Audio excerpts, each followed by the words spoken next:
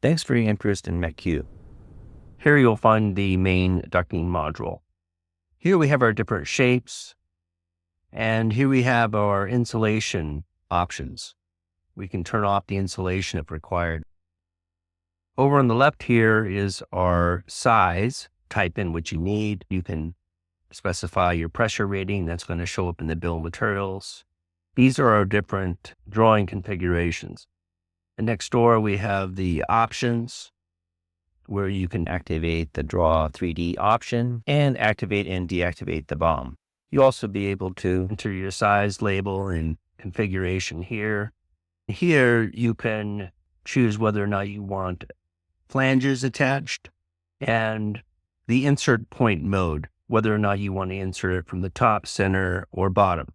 You can also adjust the bend type here and the radius, and then your layer configuration, which will show up in most all the main modules.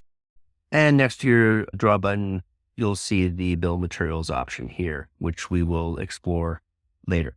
So let's just choose draw, put a point into our drawing, turn on ortho mode, F8, and then type in the distance we need. And as you can see, it's put in a 12-foot piece of duct for us here. Now, if we want, we can adjust some of these things. Let's say if we don't want the center lines to be drawn, we can turn that off here. If we want to toggle off our labeling, we can do that here. Let's do a duct run in this example here.